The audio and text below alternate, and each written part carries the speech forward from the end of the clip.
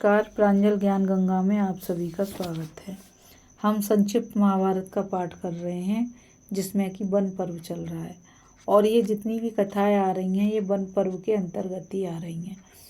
कल हमने अर्जुन के स्वर्ग जाने पर कौरव पांडवों की स्थिति और बृहदश्व का आगमन की कथा को पढ़ा था। आज हम नल दमयंती की कथा, स्वयंवर और विवाह को पढ़ेंगे। तो चलिए राजा नल और दमयंती की कथा शुरू करते हैं, जो कि इस प्रकार है। वैशंपायन जी कहते हैं, जन्मेजय महर्षि बृहदश्व को आते देखकर धर्मराज युधिष्ठिर ने आगे जाकर शास्त्र विधि के अनुसार उनकी पूजा की, उनको आसन पर बिठाया। उनके विश्राम कर लेने पर युधिष्ठिर उनसे अपना वृतांत कहने लगे। उन्होंने कहा कि महाराज, कौरवों ने कपट बुद्धि से मुझे बुलाकर छल के साथ जुआ खेला और मुझ अनजान को हराकर मेरा सर्वस्व छीन लिया। इतना ही नहीं, उन्होंने मेरी प्राण प्रिया द्रौपदी को घसीटकर भरी सभा में अपमानित किया। उन्होंने अंत में हमें काली मृगछाला उड़ाकर घोर वन में भेज दिया। महर्षि, आप ही बतलाइए कि इस पृथ्वी पर मुझसा भाग्यहीन राजा और कौन है? क्या आपने मेरे जैसा दुखी और कहीं देखा या सुना है? महर्षि बृहदश्व ने कहा, महाराज, आपका यह कहना ठीक नहीं है कि मुझ जैसा दुखी राजा और कोई नहीं हुआ, क्योंकि मैं तुमसे भी अधिक दुखी और मंदभाग्य राजा का वृतांत जानता हूँ। तुम्हारी इच्छा हो तो मैं सुनाऊं? धर्मराज युधिष्ठिर के आग्रह करने पर महर्षि बृहदश्व ने कहना आरंभ किया। ऋषि बोले, धर्मराज, निषद देश में वीरसेन के पुत्र नल नाम के एक राजा हो चुके हैं। वे बड़े गुणवान, परम सुंदर, सत्यवादी, जितेंद्रिय, सबके प्रिय, वेदज्ञ और ब्राह्मण भक्त थे। उनकी सेना बहुत बड़ी थी। वे स्वयं अस्त्र विद्या में बहुत निपुण थे। वीर योद्धा, उदार और प्रबल पराक्रमी भी थे। उन्हें जुआ खेलने का भी कुछ शौक था। उन्हीं दिनों विदर्भ देश में भीमक नाम के एक राजा राज्य करते थे। वे भी नल के समान ही सर्वगुण संपन्न और पराक्रमी थे। उन्होंने दमन ऋषि को प्रसन्न करके उनके वरदान से 4 संतानें प्राप्त की थी, 3 पुत्र और 1 कन्या। पुत्रों के नाम थे दम, दांत और दमन। पुत्री का नाम था दमयंती। दमयंती लक्ष्मी के समान रूपवती थी। उसके नेत्र विशाल थे। देवताओं और यक्षों में भी वैसी सुंदरी कन्या कहीं देखने में नहीं आती थी। उन दिनों कितने ही लोग विदर्भ से निषद देश में आते और राजा नल के सामने दमयंती के रूप और गुण का बखान करते। निषद देश से विदर्भ में जाने वाले भी दमयंती के सामने राजा नल के रूप, गुण और पवित्र चरित्र का वर्णन करते। इससे दोनों के हृदय में पारस्परिक अनुराग अंकुरित हो गया। एक दिन राजा नल ने अपने महल के उद्यान में कुछ हंसों को देखा। उन्होंने एक हंस को पकड़ लिया और हंस ने कहा, आप मुझे छोड़ दीजिए राजन, हम लोग दमयंती के पास जाकर आपके गुणों का ऐसा वर्णन करेंगे कि वे आपको अवश्य वर लेंगी। नल ने हंस को छोड़ दिया। वे सब उड़कर विदर्भ देश में गए।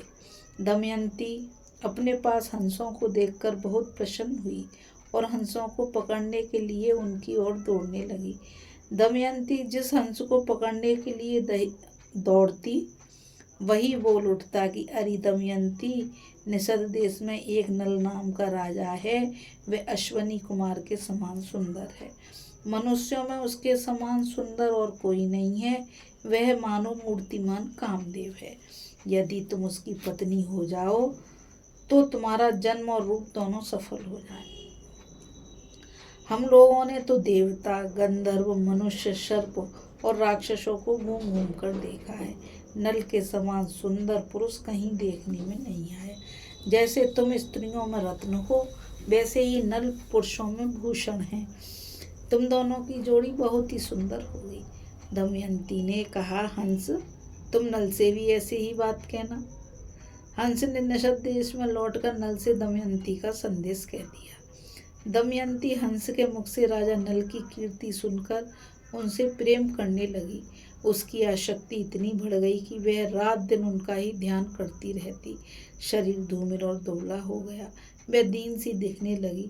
सखियों ने दमयंती के हृदय का भाव ताड़कर विदर्भ राज से निवेदन किया कि आपकी पुत्री महाराज अस्वस्थ हो गई है। राजा भीमक ने अपनी पुत्री के संबंध में बड़ा विचार किया। अंत में वह इस निर्णय पर पहुंचे कि मेरी पुत्री विवाह योग्य हो गई है, इसलिए इसका स्वयंवर कर देना चाहिए। उन्होंने सब राजाओं को स्वयंवर का निमंत्रण पत्र भेज दिया और सूचित कर दिया कि राजाओं को दमयंती के स्वयंवर में पधार कर लाभ उठाना चाहिए और मेरा मनोरथ पूर्ण करना चाहिए। देश देश के नरपत हाथी, घोड़े और रथों की ध्वनि से पृथ्वी को मुखरित करते हुए सज धज कर विदर्भ देश में पहुंचने लगे। भीमक ने सबके स्वागत सत्कार की समुचित व्यवस्था की थी। देवर्षि नारद और पर्वत के द्वारा देवताओं को भी दमयंती के स्वयंवर का समाचार मिला। इंद्र आदि सभी लोकपाल भी अपनी मंडली और वाहनों सहित विदर्भ देश के लिए रवाना हुए। राजा नल का चित्त पहले से ही दमयंती पर आसक्त हो चुका था। उन्होंने भी दमयंती के स्वयंवर में सम्मिलित होने के लिए विदर्भ देश की यात्रा की। देवताओं ने स्वर्ग से उतरते समय देख लिया कि कामदेव के समान सुंदर नल दमयंती के स्वयंवर के लिए जा रहे हैं। नल की सूर्य के समान कांति और लोकोत्तर रूप सम्मति से देवता भी चकित हो गए।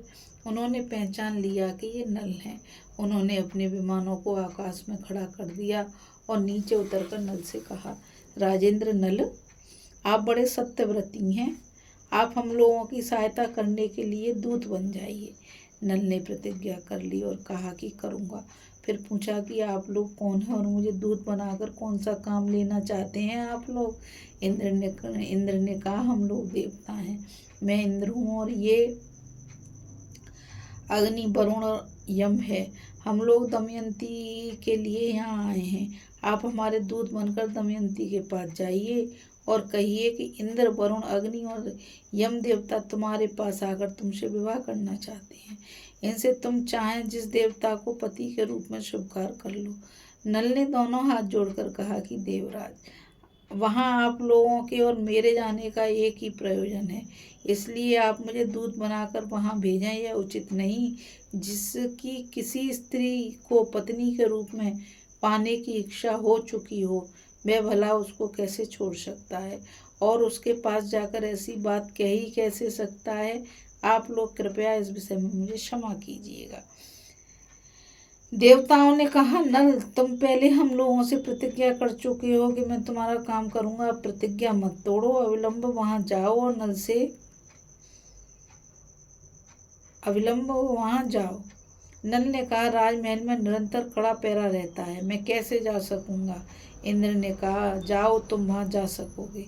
इंद्र की आज्ञा से नल ने राजमहल में बेरोक-टोक प्रवेश करके दमयंती को देखा। दमयंती और सखियां भी उसे देखकर अवाक रह गईं। वे इस अनुपम सुंदर पुरुष को देखकर मुग्ध हो गईं और लज्जित होकर कुछ बोल ना सकीं। दमयंती ने अपने आप को संभालकर राजा नल से कहा, वीर, तुम देखने में तो बड़े ही सुंदर और निर्दोष जान पड़ते हो। पहले अपना परिचय बताओ। तुम यहाँ किस उद्देश्य से आए हो और यहाँ आते समय द्वारपालों ने तुम्हें देखा क्यों नहीं? उनसे तनिक भी चूक हो जाने पर मेरे पिता उन्हें बड़ा कड़ा दंड देते हैं। नल ने कहा, कल्याणी, मैं नल हूँ, लोकपालों का दूत बनकर तुम्हारे पास आया हूँ। सुंदरी, इंद्र, अग्नि, वरुण, यम, ये चारों देवता तुम्हारे साथ विवाह करना चाहते हैं। तुम इनमें से किसी एक देवता को अपने पति के रूप में वरण कर लो। यही संदेश लेकर मैं तुम्हारे पास आया हूँ। उन देवताओं के प्रभाव से ही जब मैं तुम्हारे महल में प्रवेश करने लगा था, तब मुझे कोई देख नहीं सका। मैंने देवताओं का संदेश कह दिया। अब तुम्हारी जो इच्छा हो करो। दमयंती ने बड़ी श्रद्धा के साथ देवताओं को प्रणाम करके मंद मंद मुस्कुराकर नल से कहा, नरेंद्र, आप मुझे प्रेम दृष्टि से देखिए और आज्ञा कीजिए कि मैं यथाशक्ति आपकी क्या सेवा करूं। मेरे स्वामी, मैं अपना सर्वस्व और अपने आप को भी आपके चरणों में सौंप दिया है। आप मुझ पर विश्वास पूर्ण प्रेम कीजिए। जिस दिन से मैंने हंसों की बात सुनी, उसी दिन से मैं आपके लिए व्याकुल हूँ। आपके लिए ही मैं राजाओं की भीड़ इकट्ठी की है।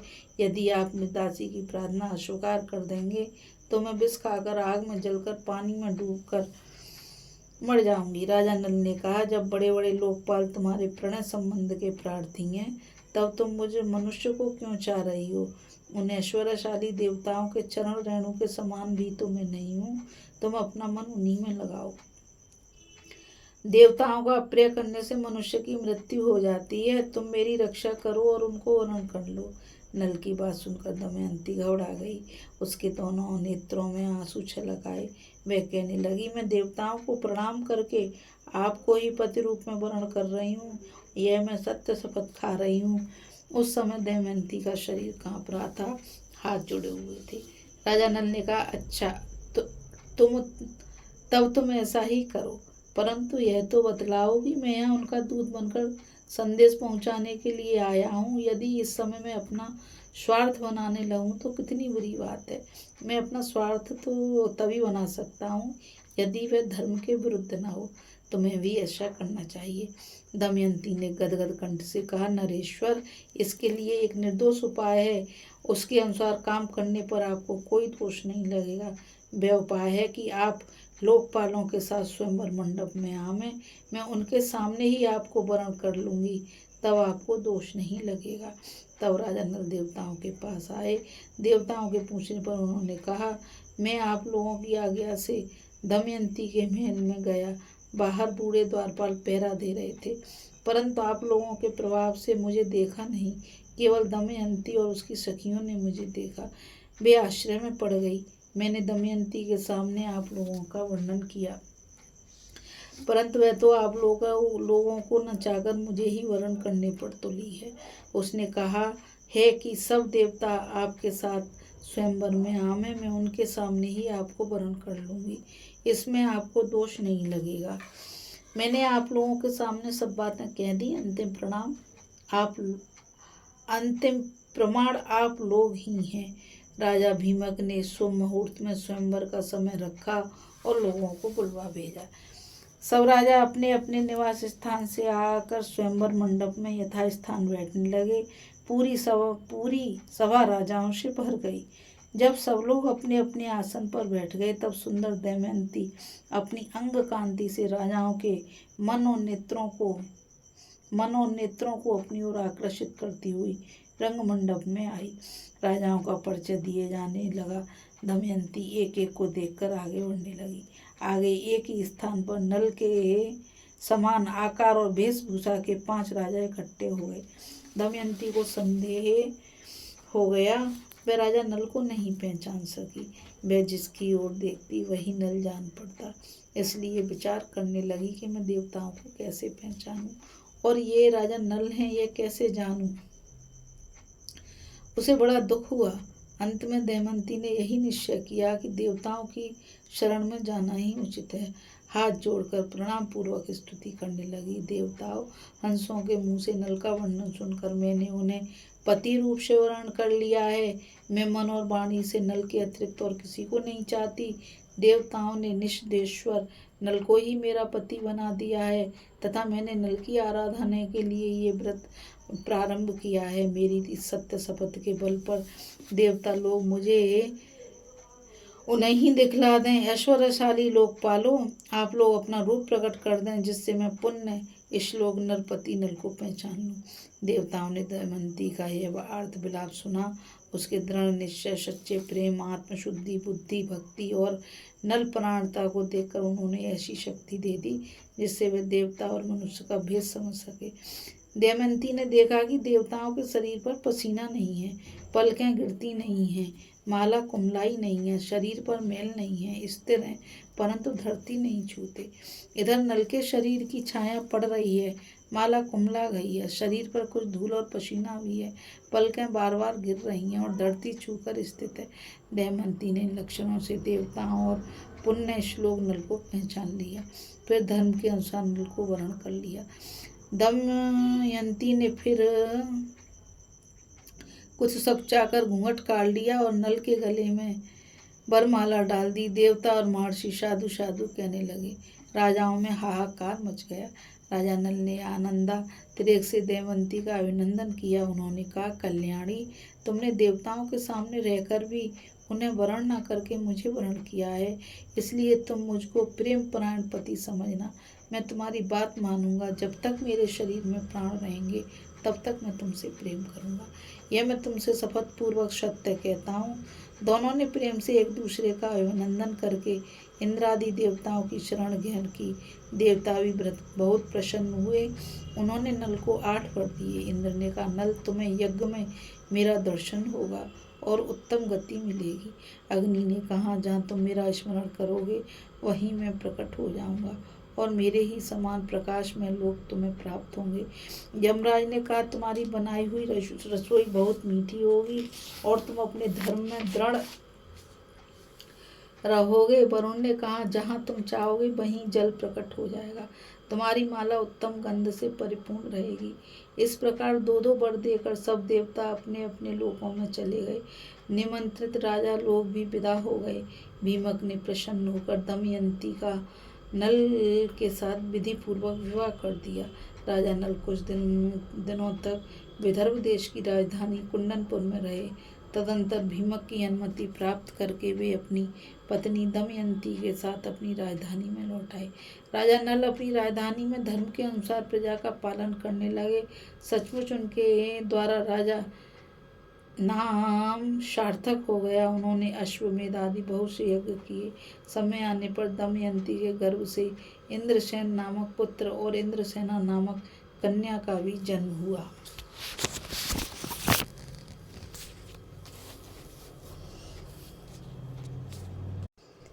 अभी हम कथा में राजा नल दमयंती की कथा और उन दोनों के स्वयंवर और विवाह की कथा को सुन रहे थे।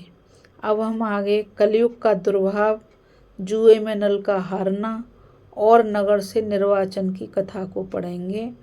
इस कथा में बस इतना ही, और मैं आप सभी से यही कहना चाहूँगी कि इस चैनल को ज़्यादा से ज़्यादा लाइक, शेयर और सब्सक्राइब कीजिए ताकि यह अमूल्य ज्ञान अधिक से अधिक लोगों तक पहुँच सके।